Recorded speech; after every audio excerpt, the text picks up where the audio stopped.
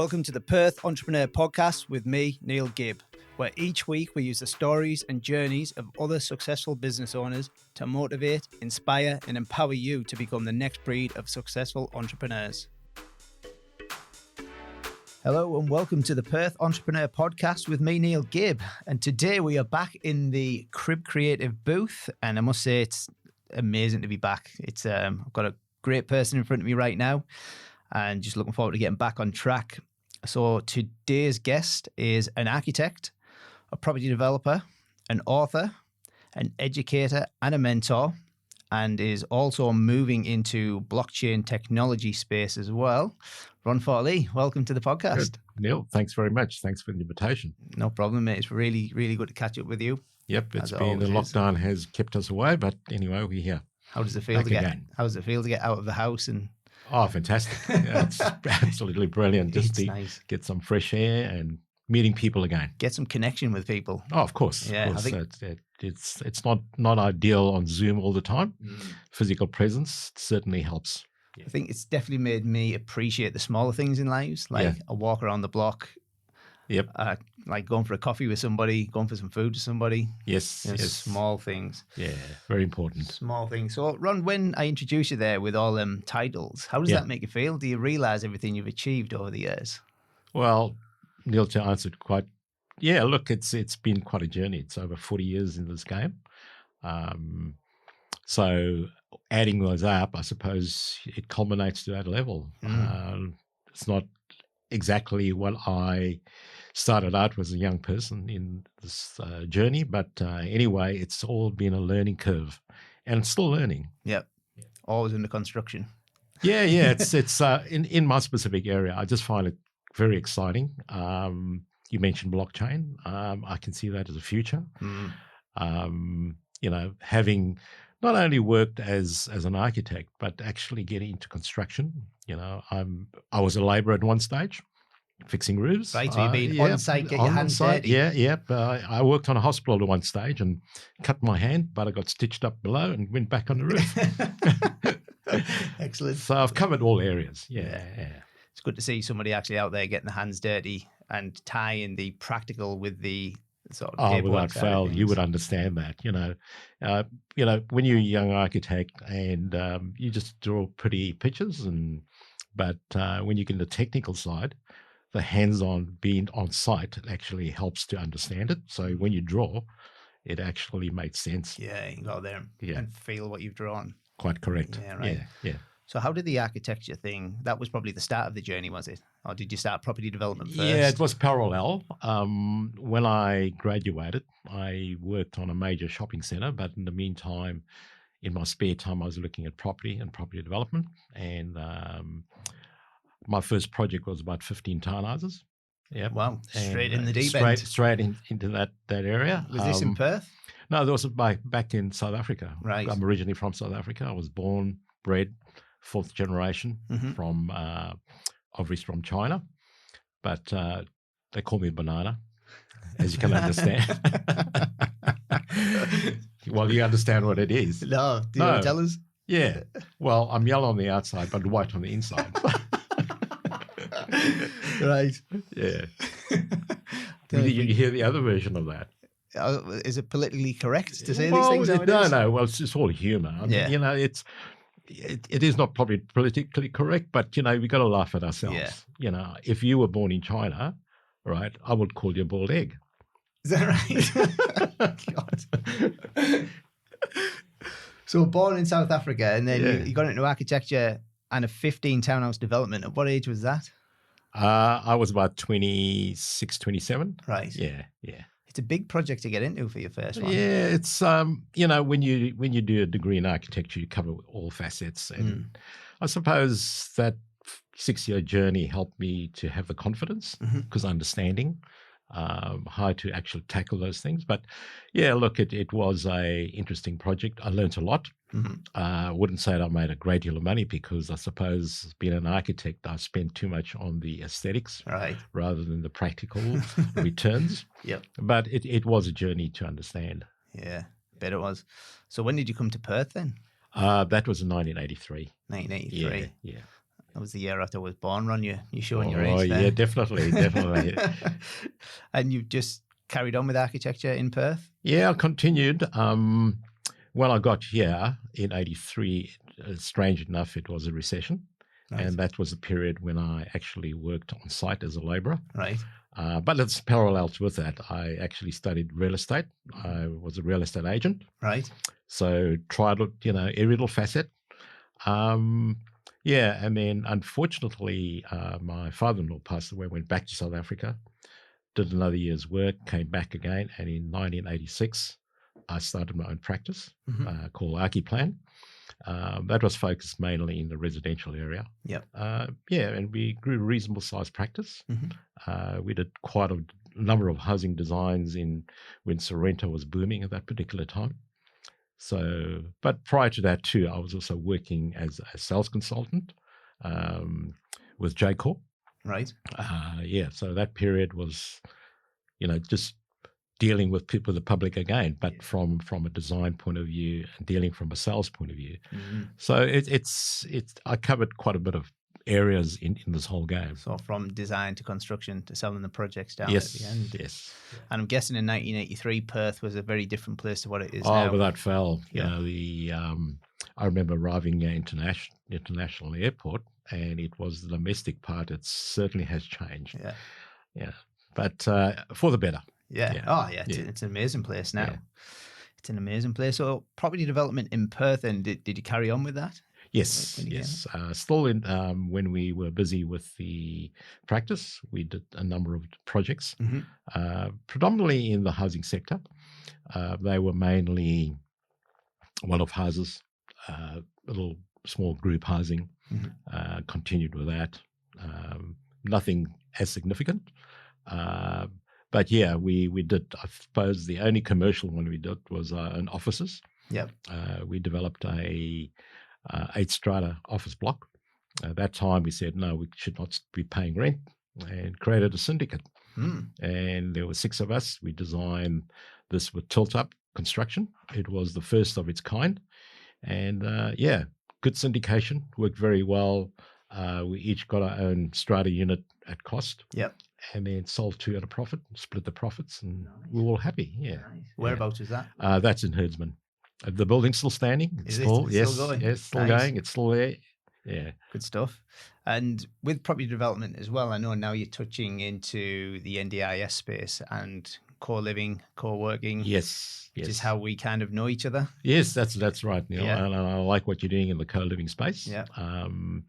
Yeah, I'll look at it. It's, I suppose it's behind my background, it's all about the social aspect, right? As I suppose with most developers look at it commercially, I'm looking at how can people who are disadvantaged be assisted. For example, the NDIS, that's the health sector. That's an interesting space. So we're doing a bit of that. Yep. I like where you're going with the co-living because it's all about affordability. Yep. When I see people's incomes reduce and they cannot afford to buy a home, I like what is happening in that space. It's an interesting way you look at it, actually, because as you were saying them words, I kind of thought to myself, and I don't know why I've never thought of this before, but the people with money can generally look after themselves anyway. Because Exactly. they've got the backing to do so. Of course. It's the people that aren't in that situation that need assistance with affordable housing, affordable places to work, Correct, etc. And yet, that just came to me then when you said them things. So thanks for that. Yeah. No, certainly. I think you're filling a gap in the market that's really needed, and there is a difference. But because we speak about affordable housing, that's actually for people buying, right? But housing affordability is a different word, not only for the younger generation, but the older generation at the moment. If you analyze the seniors, I think there's a big worry at the moment, especially the ladies who have their husbands passed away, superannuations run out, and they're becoming homeless. Yes. And that co-living, it actually helps them financially, but also from a mental aspect. The biggest killer of any people that is old is loneliness. And I think the co-living activity and all that will bring them all, sort of a reasonable type of living again. This is definitely we could talk about this all day because it's an area that I'm really passionate about. And you touched on I think the government have named them the over 55-year-old single female in housing stress. And that's the biggest growing demographic of homelessness right now. Definitely. Yeah. Yep. And the Australian government also states that housing affordability is spending no more than 30% of your gross income on accommodation. Yes. And it doesn't sound like a lot of money, and it actually isn't when you break it down, because if someone's earning $500 a week, it's $150. Exactly. Yeah. So there's definitely more, and you can't get a 3x2 within a 15k radius. Not of at all. CBT. Not at all. You? So it's interesting, very interesting. So the NDIS as well. Yes. Have you got some projects? Yes, we're busy with that. We've got a project in Mandurah, for example. But we're not just creating the SDA. We also have a hub. So out of that is a hub whereby there's therapy. Plus we have a social enterprise coffee shop. Right. Where there's actually training for people with disability that can actually work in the coffee shop. Right. So it's not just purely about a little level of accommodation. It's all encompassing. Yeah. There you are, ticking all them boxes again. Yeah, look, you got to look at it broadly. Yeah. And what works. Yeah. So how do you test the market for something like that? You're obviously delving into an area that's never been touched in Perth and trying to create these hubs. How do you know that that's going to work? How do you do your due diligence on that? Obviously research. I mean, Mandurah, for example, has a fairly good concentration of that. People with disabilities. Bear in mind, there's not many. There's only 10 units that we have. It's not significant, right? Okay. But it's still part of a project whereby there's 42 units, but the whole integration of people with disability are integrating with people in normal society. So out of that mix of this particular development, we have accommodation or co-living for vulnerable seniors. Right. So you can see this integration of getting this communal feel. The design itself has a rooftop garden with a communal hall. People can go up there with a bit of urban agriculture. They can all work as a community. So you can imagine people with disabilities. There are some seniors that could be able to assist and guide. So everybody has a sense of belonging. Yeah. So I'm guessing it got to a certain point, and hearing your story now, it just sounds like you love being there to help people out and sort of fix problems for them. Is that why you got into education and mentoring people as well? Yeah, definitely. It's 40 years of a lot of experience, a lot of heartache as well as a developer. It's not an easy road, although many people have made good money, so did I. But we all make mistakes, and my journey is about teaching people where the mistakes can happen, right? So they're aware. So when I started my career in property development, there was hardly any books on property development. And what I've documented is not about purely just the glory about making money. It's about a balance. I have a particular saying that as developers, anybody can call themselves a developer, right? You don't need a formal education. I spent 5 years university, 1 year practical before I could call myself an architect, right? But as a developer, anybody can walk off the street and say, I'm a developer. But as a developer, if you become successful, you're a decision maker. So when you decide what you're going to develop, don't just look at it from a financial point of view.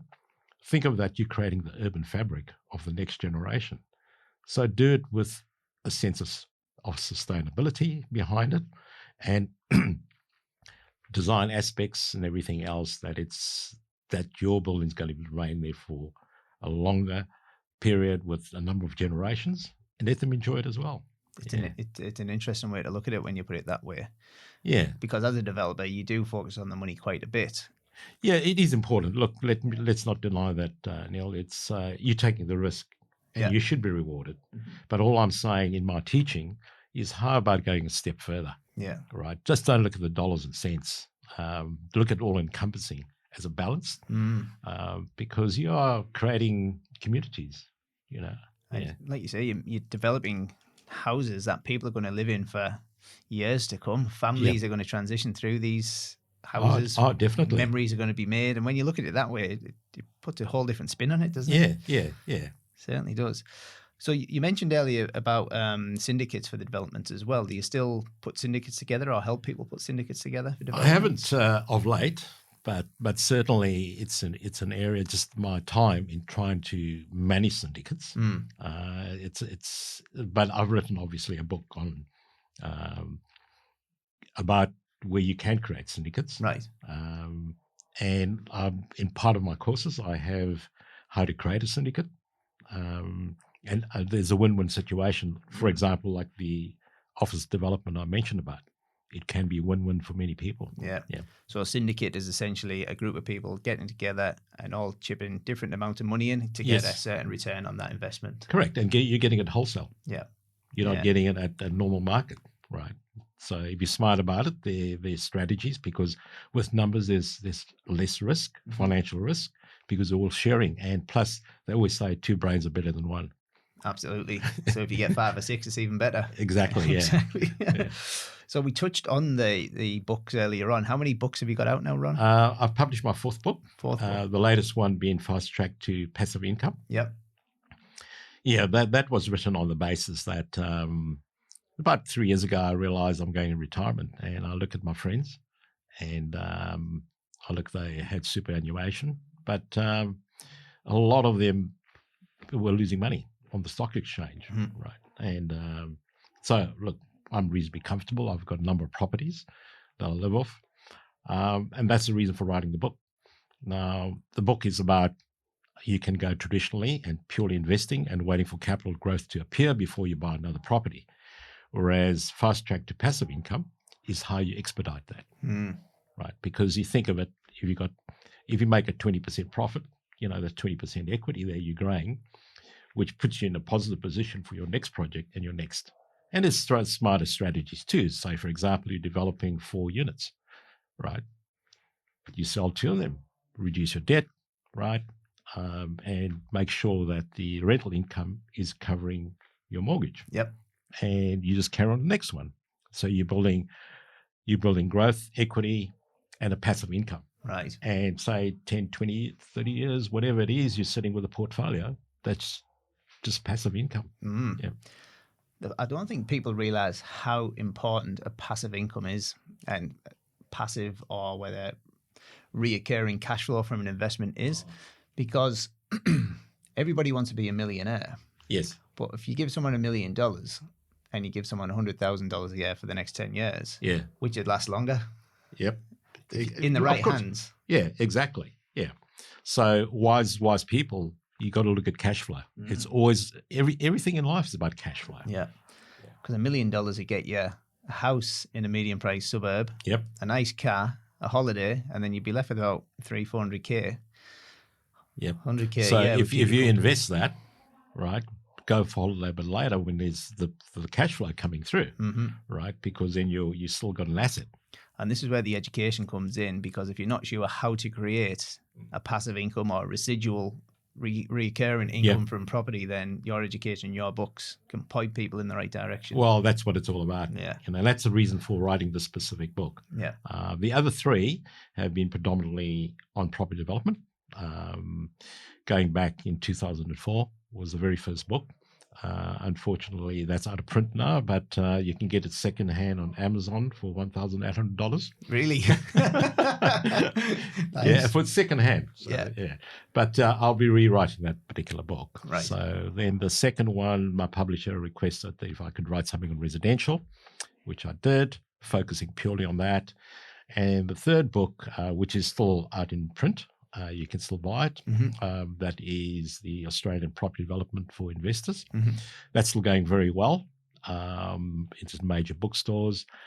And that was, again, mainly on residential.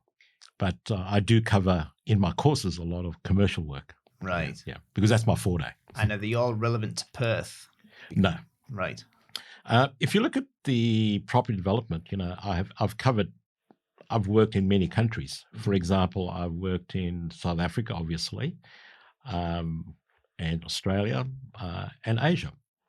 So when I've traveled, I obviously saw the principles applied the same. When speaking about around about 2004, I was invited to China to give a talk on one of the real estate platforms.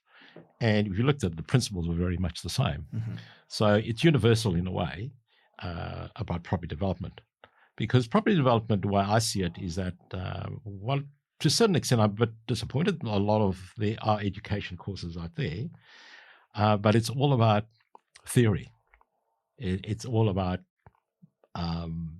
using Excel spreadsheets. Mm-hmm. But to me, it's all about the bigger picture, because it's not just one facet that makes property development. It's the practical application. For example, we speak about contracting. Contracts somebody could lose money on if you don't understand contracts as a developer. Mm-hmm. What happens? The builder goes belly up. Yeah. You as a developer could suffer. So a lot of those, what I call risk mitigating factors, I put into my education and my books. It's all about how you mitigate risk. Let's face it, property development is all about risk. Yeah. But if you're aware of those risks and how to mitigate them, it's obviously you're on a better pathway. Mm. So with your education then, how many, have you got different courses for different aspects of property? Last year I decided to go on the journey Yep. of doing education. And I developed a 5-course. It's almost like a university degree. So out of the 5 courses, the first 3 courses, if I go through them, the first one is about the principles and processes of property development. Yep. The second course is about residential, and the third is about commercial. So if you've got those 3 right, you can say, I've got a degree. And then you could do your post-degree. And the post-degree is, this 4th course is about strategies. For example, we spoke syndications. Mm-hmm. How do you do a joint venture? How can you deal and get property development sites at very low cost? There's strategies behind that. Creative financing, all that. So that's the 4th course. And then the 5th one is about development management. And development management is, I think every developer should be trained in that sphere. Yeah. Because if you've done all that, you can call yourself a real developer. And as a development manager, you can run your own business. And that's what we've been doing under my company, AWARA International, as development managers. So we handle or manage projects on behalf of clients. Right. Or syndicate, if you need to. When you're creating a syndicate, you got to have that knowledge. Right. So that's the way the courses work. So we've got 3 online at the moment because they were originally workshops. And now the next 2 will be online within a month or so. Yeah, right. I might look at the creative strategy one. I like being a bit creative with my purchases. Yeah. Look, there's it's quite an interesting aspect because you can learn all the basics, but when you want to know about certain strategies, think outside the box. I made some good money on just rezoning properties. Yeah. It's all about leveraging. You don't necessarily have to build everything. You don't have to go through the normal process. But if you're smart or you're aware of all these things, once you get all this education, right? So when you look at a site, you can think of it, okay, commercially, I could do something else with it, right? Because the market says that. It's not necessarily purely residential. How do you do mixed use development? How do you actually mitigate your risk, your buyer profiles, right, to make the project more feasible? Interesting. Yeah. Interesting. And them courses are out. When were they out, sorry? The 3 courses are out at the moment. So you could go to our website called AWARA International. Yep. It's ayrinternational.com. Yep. And you'll find the courses online. Yeah. Yeah. And the back 2 are out when? The course 4 and 5? Another month or so. Another month, yeah, right? Okay. Yeah. To keep me informed, mate, when they come out. Oh, definitely. Jump on that one. Yes. So, what have you learned along the journey, Ron? Because there's been a lot going on there, hasn't there? What's the biggest sort of learning you could take from where you are today? Yeah, look, it's been a journey. There's so much that I learned. I could spend another podcast just going through every detail. But one thing I've learned that if I'm speaking from a development point of view, I've learned that it's so important that we be well-rounded developers. As I said, it's important to make your returns, but just think of the next level. I mean, for example, I have great comfort in actually doing things more on the social aspect, because I look at it from a point of view, I've been blessed. I'm fortunate in a way. I will look at the less privileged. How can I impart knowledge, or how can I build communities that will help the next generation? And the motivating reasons behind it is that, having been born in South Africa during the apartheid era, obviously we were less privileged. So I lived in very poor areas. I saw people like 3 families living in one house, I mean, which was the same with us. Yeah. And I always had a passion of housing affordability. How can we give shelter to other people? You know, how we can give them healthy homes. All those things are part of this journey. So if you say where I'm comfortable at, yeah, I'm happy where I'm at in teaching people and imparting knowledge from a practical point of view, not a theoretical point of view. It's so important to understand the heartache when you go through some practical experience. Yeah, true. Very true. So how do you continue to learn in order to stay on top of things? Is it, Neil, it's if you've got a passion for something, you always learn. I should be retired, but I don't think I will. But I'm always learning. I mean, even to the point now, you as well known, and I'm working on a blockchain concept. That was my next thing that I was going to bring up. Yeah. So how old are you now, Ron? Do you mind me asking? 66. 66. And you're getting into blockchain technology at 66. Yeah, why not? Why not? I mean, this always comes into the mantra of always learning, I suppose. Of course, yeah. But most people at 66 are kicking back, putting the slippers on. And, I think, I've seen friends. Unfortunately, I've got a good friend who's got dementia. I don't want to see myself like that. I've got to keep the brain active. Yeah. And that's one of the best ways to keep on learning. Sure is.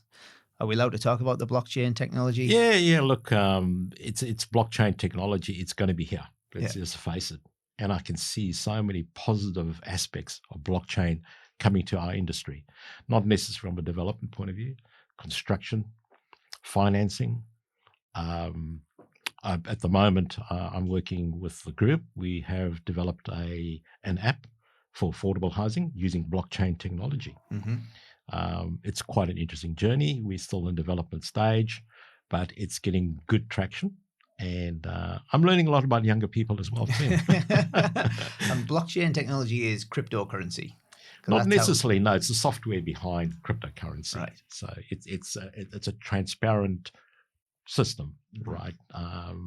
That's why the cryptocurrency is all about being nobody can encrypt, right? So the idea behind that it's virtual on everybody's computer, so nobody can change it. Yeah, and that's the reason behind it. So when you apply the software, even as I've written a paper on subcontractor payments, for example, if you had a blockchain technology behind it, the contractor's payment goes through the system, but you can allocate where the funds are going through. It's not going through another project. It's going specifically for that project. Even supply chain, look at the supply chain of product, building materials. We say, oh, it's come from China. You can track it, through the blockchain technology.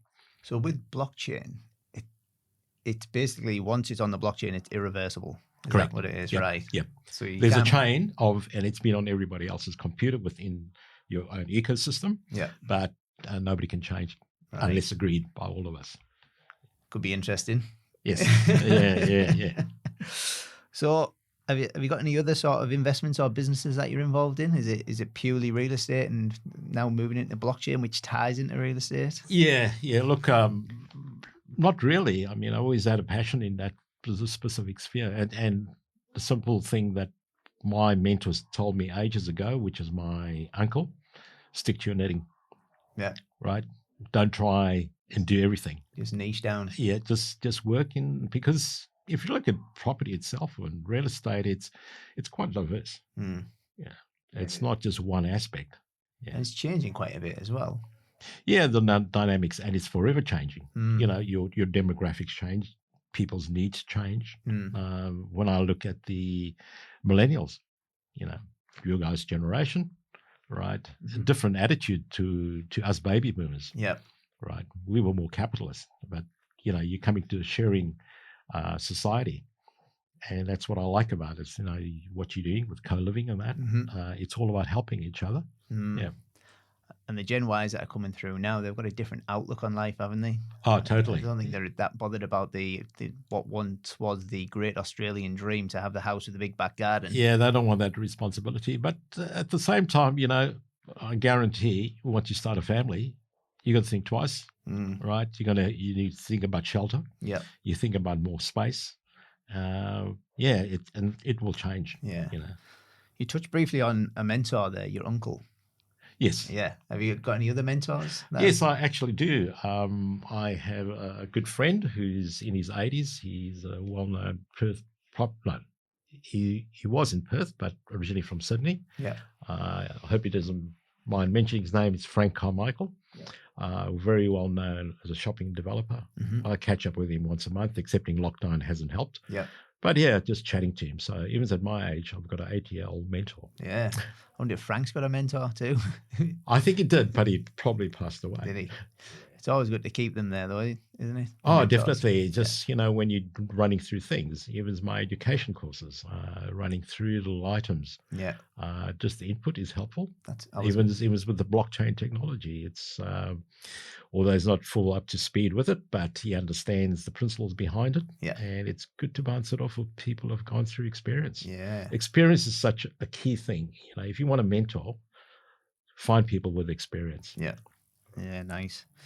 So what does a day in the life look like for Ron Forlee nowadays? You've got so much going on by the sounds of things. Not really, Neil. I mean, I enjoy just keep on writing. Yeah.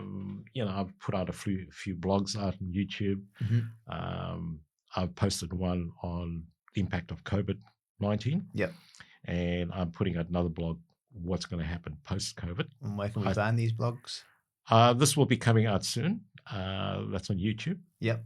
And obviously on my website, which is ronforlee.com. Yep.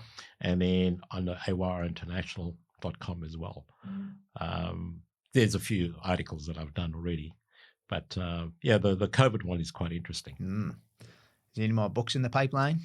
The online courses is taking a lot of time. Is it? Yeah. I have a few ideas, yeah. But I think I've covered most aspects. Probably the commercial property development book is going to help. Although you can find it as a course. I think the courses may be a lot easier because it's quite complex when you get into commercial. It's quite different to residential. Obviously, if you're looking to make good money, that's an area to be in. Commercial. Yep. Yeah. But you got to be smart about it, and there's smart ways of doing it. Yeah. How do you feel about commercial now after COVID and everybody working from home? That you'll find it in my blog. Right. It's quite interesting. I think office environments are going to change. Yep. Social distancing. There's a whole dynamic that's going to change. People working remotely. It's not going to be formal office space. You won't have a desk allocated. You just come in for specific meetings, wherever you find a free space. So that area is going to reduce. Like hot desking. Yep. Yep. I see that's going to happen. Yep. What do you do with all the surplus space? That's a concern in office development. And so it'd be interesting. I think the other one is retail. That's definitely going to be affected. It's moving more online. Oh, it's happened. COVID has forced us to buy things online. I normally don't buy things online. I like to see it. But during the lockdown period, I needed a new pair of running shoes. Guess what? I went online. And I'm buying other things online. So why go to the shopping centre? Yeah. It's always nice to get out of the house still, though, isn't it? Oh, yeah. Well, I do run, so I do get out of the house. Yeah. But yeah, look, that's going to affect it. And there's going to be repurposing a lot of those developments. But I see a massive growth in what you're doing. Yeah, me too. I think it's a really sort of untapped area right now. Yeah, and from an investment point of view, Yes. I think it's changing investors' perspective Sure. on this way of living, because everybody's just stuck in the old, let's build a 4x2 or a 3x2 and rent it out to one family. Yeah. And while that model still works, I think if you want to be ahead of the curve, you need to be looking away from what everybody's doing now and look at what they're going to be doing. Exactly. Exactly. Yeah. Yeah, But definitely. what you're doing is pretty smart. I mean, it's not necessarily always somebody just going to build a 4-bedroom unit. You know, it's about giving their own ensuite. Yeah. Their own bit of privacy as well. Right. So give them their own space, and those rooms got to be reasonable. But yet, give them the communal space they can get together. Yeah. That's it. Yeah. So, Ron, I always like to finish my podcast with these 2 questions. Yes. And one is, what are your 3 favorite books that you've read and have sort of sparked a fire? Or Look, I've read so many books in my early years, anything on motivation and finance, and in where I could find information on real estate. I read a lot of that. I used to read novels and that too, but I would say the last 20 years, because I've been writing books. Yeah. So I have not actually read a book, to be quite frank. So you've gone from reading to writing. To writing. Yeah, Yes, nice. Yes, yeah. And my favorite question, because this pulled out some good ones, is where's your best place to eat in Perth? Oh, it varies, Neil. I suppose it's local. I normally go down the road to my favorite Italian Il Chop. Yep. Where's that one? That's in Applecross. Applecross. Yeah.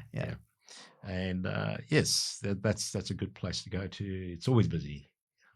It's a good sign. Yeah. And obviously good Japanese restaurants as well, but it's a variety. Yeah. I enjoy my Vietnamese as well. Yep. Is it a good Vietnamese? Is it a takeaway or is it a it's there's a number in Northbridge that you could go through. Yeah. I like trying different ones. I don't have a specific one that I say, oh, that is the best. But yeah, it's more casual dining that I prefer. Yeah, me too. Well, Ron, thank you very much for taking some time coming on the podcast. Well, thanks very much for inviting me. Not a problem. And join us next week on the podcast. And remember, every master was once a disaster and every winner was once a beginner. Thanks for joining us on the Perth Entrepreneurs Podcast. Hit the subscribe button and connect with me on Facebook, the Perth Entrepreneurs Podcast, Instagram, Neil Gibb Pep Talk, and LinkedIn, Neil Gibb.